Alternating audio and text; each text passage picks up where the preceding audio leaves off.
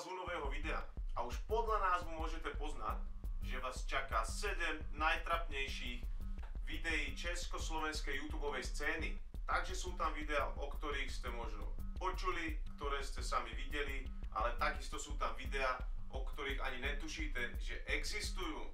Toto je 21. storočie. Ľudia vysedávajú v kanceláriách, za počítačom, hrajú hry, ale zabúdajú na to dôležité, co je, na ten pohyb. Oni zabúdajú na pohyb.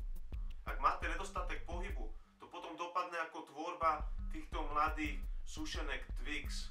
Čím menej pohybu, tým väčší debilita vás napadá. A chalani majú obmedzený pohyb, ale za to majú široký výber trapných videí. Prvé video, čo tu máme, je video o tom, ako sa chalani chceli zviditeľniť za každú cenu a tak na Silvestra minulý rok podpálili autobus. Je to fakt super cesta k tomu, ako sa zviditeľniť. Buď podpáliš susedov barák, alebo auto. Si slavný. A super trápny. Druhé video je o tom, ako chalani začali cvičiť tak pred 3 mesiacmi a idú doporučovať správny spôsob cvičenia, dávajú rady, ako cvičiť, chcú ukazovať ľuďom, ako treba vyzerať. Nikto nechce vyzerať jak tieto sušenky Twix. A dokonca idú poučovať ľudí o tom, koľko má človek v tele svalov. Chalani, sušenky, vy môžete byť názorným príkladom v škole na anatómii tela, koľko kostí má človek v tele.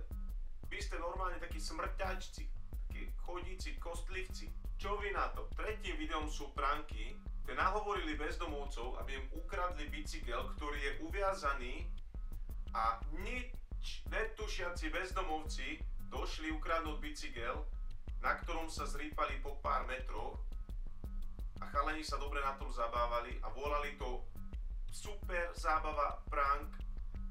Dali to na internet a mysleli si, aké to je vtipné. Ak si myslíte, že je to naozaj také vtipné, tak ani náhodou, kľúci. Štvrtým, ďalším neobvyklým videom je, kde opäť využívajú bezdomovcov vo svojich zábavných videách a na konci im rozdávajú fidorku a tvária sa chalani, že akú charitu oni spravili a ako oni moc pomáhajú bezdomovcov tým, že im rozdajú fidorky. Fakt super nápad, chalani. Klobúk dole pred vami. Ak si myslíte, že už vás nic neprekvapí, ste na veľkom omyle. Fantázie sa medzi nekladú. A tak chalani si pre nás nachystali ďalšie video. Video číslo 5. Coming on People. A toto video je akože vážne trumf medzi videami. A v tomto videu je ukážka toho, že debilita nezná hraníc. Ide o to, že traja debili sa vybrali na záchody, dámske záchody, do obchodného domu, kde sa išli zabávať na tom, že jeden z nich sa zamkol na záchode, tak jeden z nich pozerá porno, simuluje, že si leští bambus a simulovaným vyvrcholene ostrieka holku vo vedľajšom záchode nejakým kondicionérom alebo niečím, čo pripomína semeno. To je vlastne vyvrcholení celej srandy. A robia to tak dlho, až kým ich nevyvedie ochranka von z tých záchodov, ešte majú strašnú prdelstvo. Takáto zábava a takéto videá sú obľúbené medzi takouto skupinkou ľudí s nízkym IQ a fanúšikmi sušenek Twix. Takže ak sa ti ľúbia takéto videá, tak tam patríš aj ty do tej skupinky s nízkym IQ. 6. video. Debilita opäť nepozná hraníc. A ak ste si mysleli, že po týchto videách, čo chalani natočili, už nemajú čím prekvapiť, ste opäť na veľkom omyle. Oni debili sa rozhodli, že idú testovať batoh, ktorý položia na kolajnice pod idúci vlak. Čo sa stane s batohom? Hovno, že ste si tam nelahli vy. To by bolo super. A 7. videom je ich posledné video s názvom 7 najtrapnejších športov na svete. A takíto debilci s nízkym IQ po týchto všetkých pičovinách, čo natočili, trapných videách, čo natočili, zaradili šach medzi 7 najtrapnejších športov sveta.